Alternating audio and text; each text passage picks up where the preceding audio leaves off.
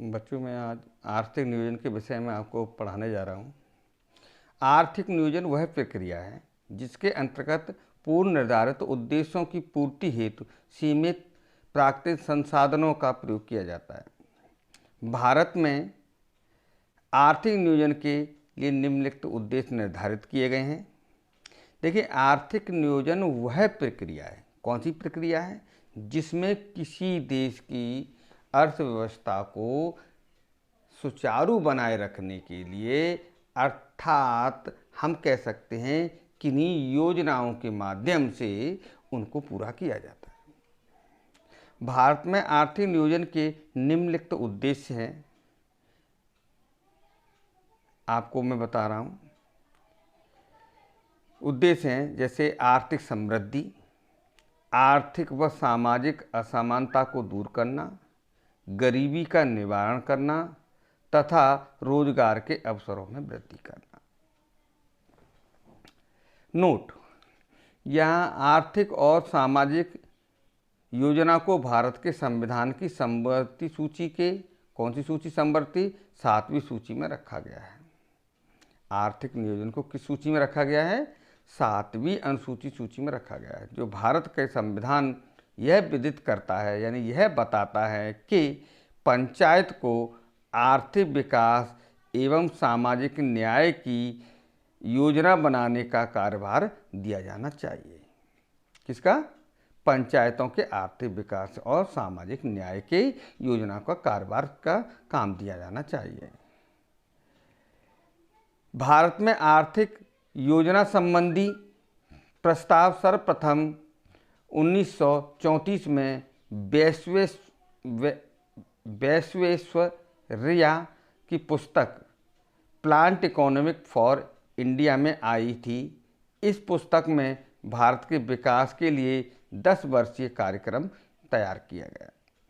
यानी कि आपको देश का जो आर्थिक विकास करना है उसके लिए समय निर्धारित किया गया इस पुस्तक के द्वारा कि 10 वर्ष में कम से कम इस तरह के, जैसे पंचायतों के आर्थिक विकास, सामाजिक न्याय की जो जितनी भी योजना है इनको पूरा कर लेना चाहिए। 1938 में भारतीय राष्ट्रीय कांग्रेस ने जवाहरलाल नेहरू की अध्यक्षता में राष्ट्रीय नियोजन समिति का गठन किया। 1944 में बम्बई में 8 उद्योगपतियों द्वारा बॉम्बे प्लान प्रस्तुत किया गया, जिसमें 15 वर्षीय सूत्रबद्ध योजना थी। यानी कि 15 वर्ष की योजना बनाई गई और इसमें सूत्रबद्ध तरीके से उसका प्रयोग किया गया। बॉम्बे प्लान के सूत्रधार सर आर्दशिल दलाल थे। इनका जो नाम बॉम्बे प्लान के अंतर्गत जाना जाता है। 1944 में भारत सरकार ने नियोजन एवं विकास विभाग नामक एक नया विभाग खोला। इसी वर्ष श्री मन्ना नारायण ने गांधीवादी योजनाएं बनाई। 1945 ईस्वी में श्री M.N. राय ने जन योजना बनाई, जिसका उद्देश्य था ग्रामीण पंचायतों का विकास करना, सामाजिक क्षेत्र का विकास करना। 1950 में जयप्रकाश नारायण ने सर्वोदय योजना प्रकाशित की। स्वतंत्रता पश्चात 1947 में पंडित नेहरू की अध्यक्षता में आर्थिक नियोजन समिति गठन की गई। यानी कि जब भारत आज़ाद हुआ तो भारत आज़ाद होते ही देश के अंदर आर्थिक असमानता को दूर करने का प्रयास किया गया। तो इस तरह आगे बढ़े। बाद में इसी समिति की सिफारिश पर 15 मार्च 1950 को योजना आयोग का गठन कर एक गैर संवैधानिक तथा परामर्शदात्री निकाय के रूप में किया गया। भारत के प्रधानमंत्री इसके पदेन अध्यक्ष थे, इस समिति के अध्यक्ष थे। भारत में पहली पंचवर्षीय योजना 1 अप्रैल 1951 से प्रारंभ हुई। देखिए, ये तारीख जरा याद रखने का विषय बच्चों कि भारत की पहली पंचवर्षीय योजना कब प्रारंभ हुई, तो 1 अप्रैल 1951 ईस्वी को प्रारंभ हुई थी। प्रथम योजना आयोग के अध्यक्ष प्रधानमंत्री पंडित जवाहरलाल नेहरू एवं उपाध्यक्ष गुलजारी नंदा थे। 15 अगस्त 2014 को योजना आयोग को समाप्त कर दिया गया। ये योजना समाप्त हो गई। भारत में अब एक 11 पंचवर्षीय योजनाएं लागू हो चुकी हैं और 1 अप्रैल 2012 से 12वीं पंचवर्षीय योजना प्रारंभ कर दी गई है। प्रथम पंचवर्षीय योजना 1951 से 56 तक। यह योजना हॉरोड डॉमर मॉडल पर आधारित थी। जो पहली जो पंचवर्षीय योजना थी किस पर आधारित थी? हॉरोड डॉमर मॉडल पर आधारित थी।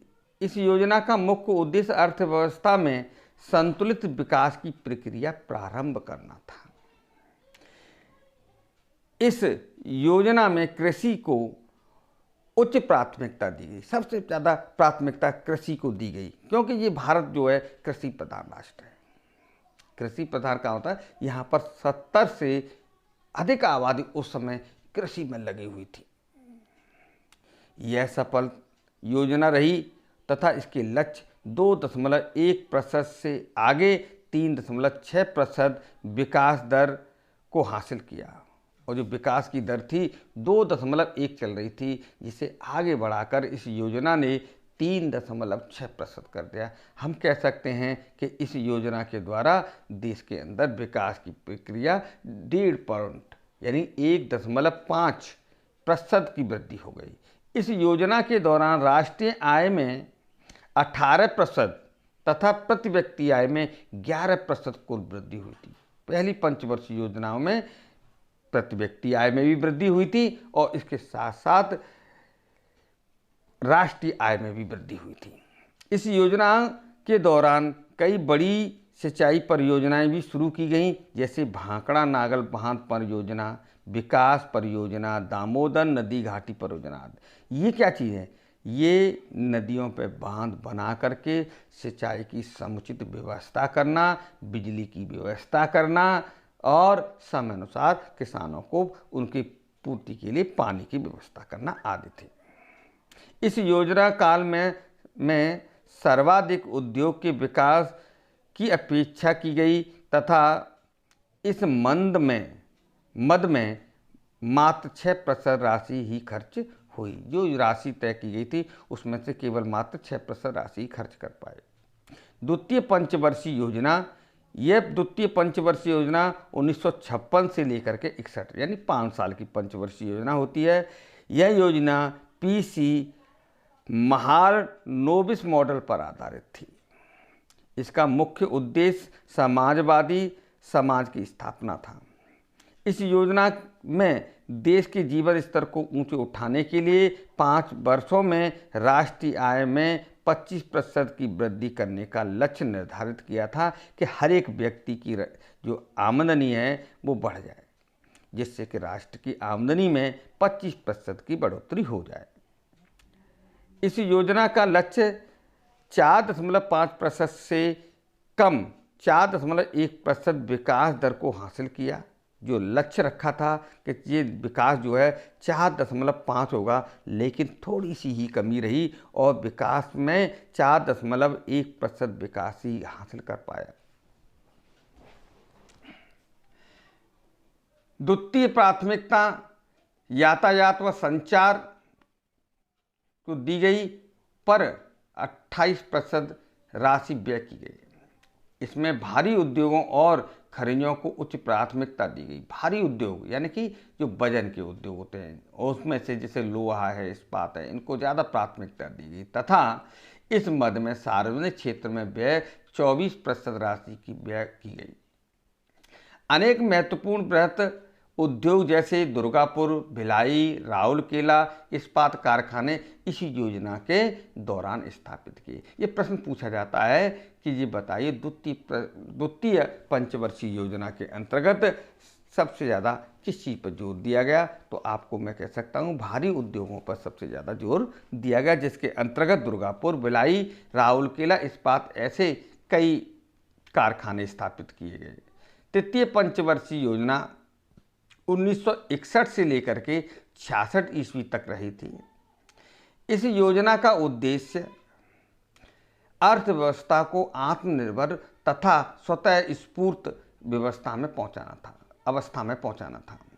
इस योजना का इसका अर्थ है हर एक व्यक्ति को अपने आप में आत्मनिर्भर बनाना था, यानी किसी व्यक्ति विशेष से किसी प्रकार की कोई सहायता नहीं लेनी, खुद ही व्यक्ति इतना अपने आप को अग्रम कर ले जिससे कि वो अपने घर की और अपने परिवार के लोगों की पूर्ति कर सके।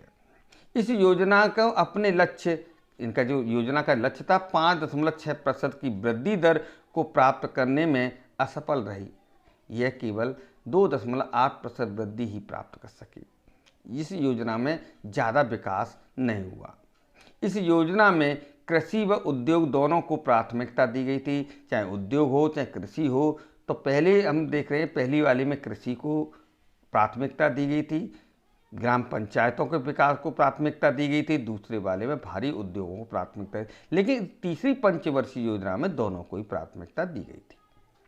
इस योजना की असफलता के मुख्य कारण भारत चीन युद्ध, भारत पाक युद्ध तथा अभूतपूर्व सूखा ये रहा था। उसी समय देश के अंदर कई प्रकार की परेशानियों को देश के नागरिकों को जूझना पड़ा, इसीलिए इसके अंदर कई ऐसे सारे परिवर्तन हुए जिससे वो लक्ष्य को प्राप्त नहीं कर पाई। भारत चीन का तभी युद्ध हुआ, 72 में पाकिस्तान का युद्ध हुआ, जिससे और उसी समय सूखा भी पड़ गया, अर्थात बरसात नहीं हुई। इसके कारण इस लक्ष्य को पूरा करने में ये योजना अवकाश का मतलब योजना नहीं बनाई गई। इसका अर्थ है कि इस समय के दौरान जो है योजना नहीं बनी। 1966-67 से 1968-69 ईस्वी ये थी जिसमें कोई भी योजना नहीं बनी थी। इस अवधि में 3 वर्षीय योजना तैयार की गई, केवल 3 वर्ष की, 66 से लेकर 69 तक। इस अवकाश अवधि में कृषि तथा समृद्ध क्षेत्र और उद्योग क्षेत्रों को समान प्राथमिकता दी गई। दोनों क्षेत्रों पर पूरा समान रूप से ध्यान दिया गया जिससे कि देश का आर्थिक विकास हो सके। योजना अवकाश असफलता का प्रमुख कारण भारत पाक संघर्ष और सूखा के कारण संसाधनों की कमी, मूल्य स्तर में वृद्धि रही। इसी दौरान 3.8% की वार्षिक वृद्धि दर प्राप्त हो सकी, जो थोड़ी पहले से ज़्यादा थी। चौथी पंचवर्षीय योजना या चतुर्थ पंचवर्षीय योजना 1969 से लेकर के 74 तक रही। ये भी 5 वर्ष चली इस योजना। इस योजना के मुख्य उद्देश्य स्थायित्व के साथ विकास तथा आर्थिक आत्मनिर्भरता प्राप्त करना था। इस योजना में समाजवादी स्थापना को भी विशेष रूप से लक्षित किया गया, ध्यान रखा गया। इस योजना में क्षेत्रीय विषमताओं को दूर करने के उद्देश्य के साथ साथ विकास केंद्र उपागम की भी शुरुआत की जिससे विकास हो सके। संसाधन आधारित कार्यक्रम, लक्षित समूह, उपागम प्रोत्साहन दृष्टि से व्यापक क्षेत्र में उपागम आदि विकास केंद्र उपागम के घटक थे।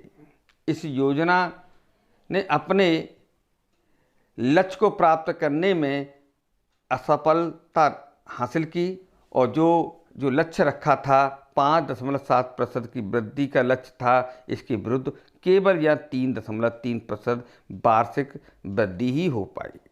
इस योजना की विफलता का कारण मौसम की प्रतिकूलता थी तथा बांग्लादेशी शरणार्थियों का आगमन था। जो बांग्लादेश से लोग आए थे, जब भारत और पाकिस्तान बंटने के बाद पाकिस्तान का बांग्लादेश एक हिस्सा बन गया था, उसी दौरान कुछ शरणार्थी बांग्लादेश को छोड़ करके भारत में आए, तब इस योजना पर थोड़ा सा प्रभाव पड़ा, जो अपने लक्ष्य को पूरा नहीं कर पाई। विकास केंद्र उपगम पर विशेष बल 5वीं योजना पर दिया गया। पंचवर्षीय योजना 1974 से लेकर के 1978 तक थी। इस योजना का मुख्य उद्देश्य गरीबी उन्मूलन तथा आत्मनिर्भरता की प्राप्ति था। ये गरीबी उन्मूलन का अर्थ है गरीबी को हटाना, गरीबी को मिटाना, गरीबों को रोजगार मुहैया कराना और उन्हें आत्मनिर्भर बनाने की थी। योजना के आर्थिक स्वामित्व लाने को उच्च प्राथमिकता दी गई। योजना के दौरान विकास लक्ष्य प्रारंभ में 5.5% वार्षिक वृद्धि रखी गई थी, परंतु बाद में इसे संशोधन कर 4.4% कर दी गई और 4.8% की वृद्धि की दर प्राप्त हुई। अर्थात जो वृद्धि दर में परिवर्तन करके जो रखा गया था उससे अधिक वृद्धि की गई। इस योजना में पहली बार गरीबी और बेरोजगारी पर ध्यान दिया गया। गरीबों पर ध्यान दिया गया, उन्हें रोजगार दिए गए, उन्हें नौकरियां दी गई, समय काम दिया गया। इस योजना में पहली बार गरीबी और बेरोजगारी पर ध्यान दिया गया। योजना के सर्वोच्च प्राथमिक कृषि को दी गई, तत्पश्चात उद्योग, पहले कृषि को प्रधानता दी गई, फिर उसके बाद में उद्योगों को और खनिज क्षेत्रों को भी इसमें प्राथमिकता दी गई। यह योजना सामान्यतः सफल रही, परंतु गरीबी और बेरोजगारी में विशेष कमी न हो सकी। जनता पार्टी शासन द्वारा इस योजना को सन 1978 में ही समाप्त करने का निर्णय किया गया। छठी पंचवर्षीय योजना इस प्रकार से लागू है। 1980 से लेकर के ये 85 तक रही। इस योजना का प्रारंभिक रोलिंग प्लान 1978 से 83 तक था, जो जनता पार्टी सरकार द्वारा बनाई गई थी, को समाप्त करने के लिए। इस योजना का मुख्य उद्देश्य गरीबी उन्मूलन और रोजगार में वृद्धि करना था। पहली बार गरीबी उन्मूलन पर विशेष ध्यान या जोर दिया गया। योजना का विकास का लक्ष्य 5.2% वार्षिक वृद्धि दर रखा गया था तथा सफलतापूर्वक 5.54% की वार्षिक वृद्धि दर को प्राप्त की। इस योजना के अंतर्गत समन्वित ग्रामीण विकास कार्यक्रम जैसे महत्वपूर्ण कार्यक्रमों को शुरू किया गया, जिसके अंदर जैसे आपने पढ़ाई होगा ग्रामीण विकास कार्यक्रम, यानी कि ग्राम सभा क्षेत्र या गांव स्तर पर उनके विकास कार्यक्रमों को लागू किया गया। 7वीं पंचवर्षीय योजना 1985 से 90 तक रही। इसके भी मुख्य उद्देश्य इस प्रकार थे। समग्र रूप से उत्पादकता को बढ़ाना, यानी कि पूरे देश में उत्पादन को बढ़ाना, कृषि उत्पादन में दवाइयों का, कीटनाशकों का और विशेषज्ञों की रायों का वर्णन किया गया तथा रोजगार के अधिक अवसर जुटाना और कृषि में ही विभिन्न प्रकार के रोजगारों को तलाश करना था। नंबर 2, साम्य एवं न्याय पर आधारित सामाजिक प्रणाली की स्थापना करना। 4 देशी तकनीकी के विकास के लिए सुदृढ़ और आधार तैयार करना। देश के अंदर तकनीकी विकास को भी बहुत महत्व दिया गया। अर्थात तकनीकी विकास का अर्थ है कंप्यूटर है, तमाम तरह के इलेक्ट्रॉनिक सामान हैं, मशीनें हैं, छोटे लघु उद्योग हैं, उनके लिए स्वतः मशीनें बनाना इत्यादि कार्य रखा गया। भोजन, काम और उत्पादन को नारा इसी योजना में दिया गया कि भोजन, काम और उत्पादन। योजना का सकल घरेलू उत्पाद में 5% वृद्धि दर को लक्ष्य रख दिया गया, जबकि यह 6.2% वार्षिक रही। यह योजना सफलता की ओर थी, सफल रही। योजना में प्रति व्यक्ति आय में 3.6% की दर से वृद्धि हुई। इस योजना में जवाहर रोजगार योजना जैसी महत्वपूर्ण रोजगार परक कार्यक्रम का प्रारंभ किया गया। 8वीं पंचवर्षीय योजना 1992 से 97 ईस्वी तक रही। इस योजना में सर्वोच्च प्राथमिकता मानव संसाधन का विकास, यानी कि मानव से जुड़े हुए संसाधनों का विकास अर्थात रोजगार, शिक्षा, जन स्वास्थ्य को दिया गया। अर्थात इसके अतिरिक्त आधारभूत ढांचे को सशक्तिकरण तथा शताब्दी के अंत तक लगभग पूर्ण रोजगार की प्राप्ति को प्रमुख लक्ष्य बनाया गया। औद्योगिकरण के ढांचे में परिवर्तन के अंतर्गत भारी उद्योगों को महत्व कम करते हुए, जो बड़े बड़े उद्योगों को जो महत्व दिया था सबसे पहले दूसरी पंचवर्षीय योजना में, उसको कम करते हुए आधारित संरचना पर बल देने की शुरुआत में इस योजना बनाई गई। यह योजना सफल योजना रही तथा 5.6% वार्षिक दर जो लक्ष्य निर्धारित किया गया था, इससे भी ज़्यादा 6.8% की दर से इसमें वृद्धि हुई। इस काल में प्रधानमंत्री रोजगार योजना 1993 की शुरुआत की गई। आठवीं योजना में ही राष्ट्रीय महिला कोष की स्थापना की गई। 1993 में भारत सरकार ने के मानव संसाधन विकास मंत्रालय के तहत महिला तथा बाल विकास विभाग के एक स्वतंत्र पंजीकृत सोसाइटी के रूप में स्थापना की गई। 9वीं पंचवर्षीय योजना 1997 से लेकर 2002 तक। 9वीं पंचवर्षीय योजना में सर्वोच्च प्राथमिक न्यायपूर्ण विवरण एवं समानता के साथ ही विकास किया गया। इस योजना की अवधि में सकल घरेलू उत्पाद की वार्षिक वृद्धि दर का लक्ष्य 6.5% रखा गया, जबकि उपलब्धता जो हुई थी 5.4% वृद्धि रही। इस प्रकार यह योजना असफल रही। इस योजना की असफलता के पीछे अंतर्राष्ट्रीय मंदी को जिम्मेदार माना गया। क्षेत्रीय संतुलन जैसे मुद्दे को भी इस योजना पर ध्यान दिया गया। 9वीं योजना के अंतर्गत आत्मनिर्भरता प्राप्त करने के लिए प्राथमिकता क्रम में निम्नलिखित क्षेत्रों को चुना गया। वो कौन कौन से क्षेत्र जिसमें देश आत्मनिर्भर होना चाहिए? तो सबसे पहला जो क्षेत्र है वो है भुगतान संतुलन सुनिश्चित करना। भुगतान संतुलन का मतलब जितना हम सामान बाहर से मंगा रहे हैं उतना ही हम सामान बेच रहे हों, अर्थात भुगतान की स्थिति हमारी देने की जो स्थिति है वो संतुलित हो। हम ऐसा ना हो हम कर्जे में चले जाएं। विदेशी ऋण का जो भार था न केवल बढ़ने से रोकना था इसे, बल्कि इसमें कमी करना था, यानी दूसरे देशों से हमें कर्जा लेने से रोकना 9वीं पंचवर्षीय योजना का काम था। खाद्यान्नों में आत्मनिर्भरता प्राप्त करना था कि हमें किसी से किसी प्रकार की भोजन व्यवस्था के लिए ज़रूरत न पड़े। प्रौद्योगिकी आत्मनिर्भरता प्राप्त करना, प्रौद्योगिकी के क्षेत्र में तमाम तरह की आत्मनिर्भरताओं को प्राप्त करने का प्रयास किया गया। जड़ी बूटियों और औषधि मूल के पेड़ पौधों सहित प्राकृतिक संसाधनों का समुचित प्रयोग तथा संरक्षण इसके मुख्य लक्षण थे। 10वीं पंचवर्षीय योजना 2002 से लेकर के और 2007 तक।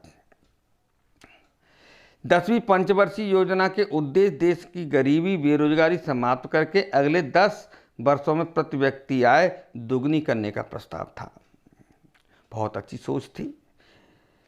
योजना की अवधि में सकल घरेलू उत्पाद यानी कि सकल घरेलू उत्पाद में वार्षिक जो वृद्धि दर थी वो 8% की वृद्धि दर का लक्ष्य रखा गया, जो 7.5 प्राप्त रही। योजना के दौरान प्रति वर्ष 7.5 अरब डॉलर के प्रत्यक्ष विदेशी निवेश का लक्ष्य रखा गया कि हम जो है निवेश करेंगे। योजना की अवधि में 5 करोड़ रोजगार के अवसरों का सृजन किया गया, लक्षित किया गया, नौकरियां प्रदान की गई। इसके अंतर्गत 2007 तक आर्थिक योजना के अंत में साक्षरता 7.5%, मृत्यु दर 45 व्यक्ति प्रति हजार उससे भी कम तथा वनांचित 25% करने का लक्ष्य रखा गया। अर्थात कहने का अर्थ है जो हमारी पैसे की कमी से बीमारियों से जो मृत्यु होती थी उसको भी कम करने का प्रयास किया गया। भारत की 10वीं पंचवर्षीय योजना 31 मार्च 2007 को समाप्त हो गई और 10वीं पंचवर्षीय योजना के उपलब्ध अंतिम आंकड़ों के अनुसार यह योजना अब तक सफलता की योजना रही। इस योजना में 7.7% की औसत दर से सालाना वृद्धि प्राप्त की गई। अर्थव्यवस्था के तीनों क्षेत्र कृषि, उद्योग और सेवा में 10वीं योजना के दौरान की गई वृद्धि दरें इनके लिए निर्धारित किए गए लक्ष्यों में काफ़ी निकट रही। सकल घरेलू बचतें जीडीपी के 23.31% रखने जाने का लक्ष्य था, जबकि वास्तविक उपलब्धि लक्ष्य से कहीं अधिक जीडीपी का 26.62% रही। योजना काल में मुद्रास्फीति की दर औसतन 5% रखने का लक्ष्य था, जबकि वास्तव में ये 5.2% रही। 11वीं पंचवर्षीय योजना 2007 से लेकर के 2012 तक। 11वीं पंचवर्षीय योजना 1 अप्रैल 2007 से प्रारंभ हुई। इस पंचवर्षीय योजना का लक्ष्य तीव्रतम और एवं समावेश विकास था, जल्दी से विकास करना। 11वीं पंचवर्षीय योजना में सकल घरेलू उत्पाद जीडीपी की औसत समृद्धि 8.3% रही। इस प्रकार सर्वाधिक वृद्धि दर 11वीं पंचवर्षीय योजना सबसे ऊंची वृद्धि दर रही। इससे 10वीं पंचवर्षीय योजना सफल रही। 11वीं पंचवर्षीय योजना में कृषि, उद्योग तथा सेवा क्षेत्र में विकास का क्रम 4.5%, 10.5% और 9.9% का लक्ष्य निर्धारित किया गया था तीनों पंचवर्षीय योजनाओं में, जबकि उपलब्धियां 3.3, 6.6, 9.8 रही। 11वीं पंचवर्षीय योजना में शिक्षा के लिए विषय वस्तु थीम प्रारंभिक शिक्षा प्रदान की गई। 12वीं पंचवर्षीय योजना 2012 से लेकर के 2017 तक थी और 12वीं योजना को राष्ट्रीय विकास परिषद की दिसंबर 2012 को मंजूरी मिली। इसका मुख्य उद्देश्य तीव्र और आर्थिक समावेश और धारणी विकास है। भारत में 12वीं पंचवर्षीय योजना 1 अप्रैल 1912 को हुई। जो 12वीं योजना के लक्ष्य निम्नलिखित हैं। नंबर 1 लक्ष्य जो है वार्षिक विकास दर का लक्ष्य 8%, पहले 9% था, बाद में इसे संशोधित करके 8% कर दिया गया। कृषि, वानिकी, मत्स्य पालन क्षेत्र में 4% तथा विनिर्माण क्षेत्र में 10% की औसत वृद्धि का लक्ष्य रखा गया। योजना अवधि में गैर कृषि क्षेत्र में रोजगारों के 5 करोड़ नए अवसरों का सृजन का लक्ष्य रखा गया। योजना के अंत में निर्धनता अनुपात में नीचे की जनसंख्या के प्रतिशत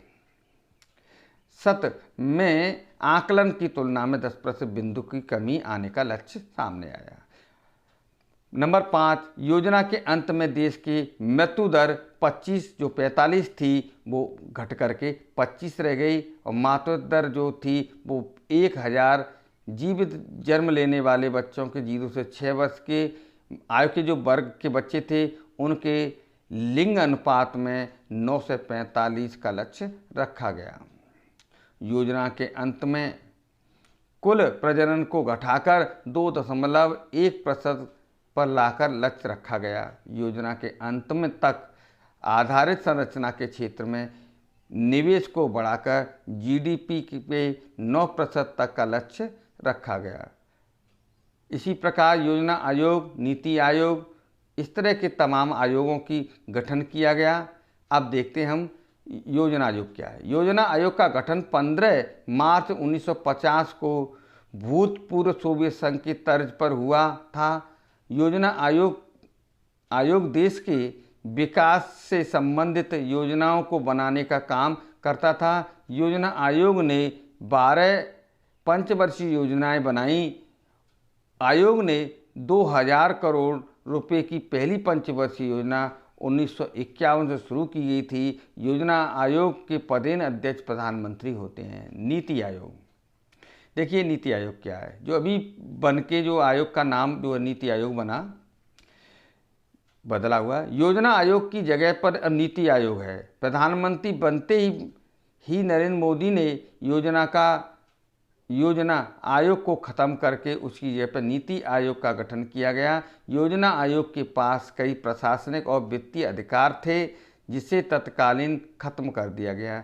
नीति आयोग की मुख्य मकसद राष्ट्रीय और अंतर्राष्ट्रीय महत्व के विभिन्न नीतिगत मुद्दों पर केंद्र और राज्य सरकारों के बीच बेहतर रणनीति और तकनीकी सलाह देना था। 1 जनवरी 2015 को इस नए संस्थान के संबंध में जानकारी देने वाला मंत्रिमंडल का प्रस्ताव जारी किया। नंबर 2, यह संस्थान सरकार के थिंक टैंक के रूप में अपनी सोच के रूप में सेवा प्रदान करता है और उसे निर्देशात्मक एवं नीतिगत गतिशीलता प्रदान करता है। इसी प्रकार मैं आज आपको मैंने सारी पंचवर्षीय योजनाओं का कार्यकाल, उनके लक्ष्यों को आपको बताया है। आने वाले जो अगला जो पीरियड होगा आपका, अगला कल जो आपका उसमें टेस्ट रखा जाएगा, जिससे जितने अभी ये बातें आपने पढ़ी हैं उनका आप टेस्ट दे सकें। मैं चाहता हूँ एक एक वीडियो को एक नहीं 2 बार 3 बार 4 बार देखिए, जिससे ये कंस्ट्रक्ट तैयार हो सके। और आपको आने वाले में एक मॉक टेस्ट दिया जाएगा, जिस टेस्ट के माध्यम से मैं जानने का प्रयास करूँगा कि बच्चों ने अब तक अर्थशास्त्र के 3 टॉपिकों में से कितना सीखा। जो 30 नंबर के होंगे, 30 सवाल होंगे। मैं जानना चाहूँगा, बहुविकल्पी सवाल होंगे, आपको 4 ऑब्जेक्ट होंगे और मुझे चारों ऑब्जेक्टों को जवाब देना है। कि मैं जानना चाहूँगा आपने कितने दिए। आपको बताना है कि मैंने 30 में से 20 के दिए, 15 के दिए, 15 के कितने दिए। इसके बाद आगे मैं ऐसे ही वीडियो बनाता रहूँगा। तब तक के लिए धन्यवाद।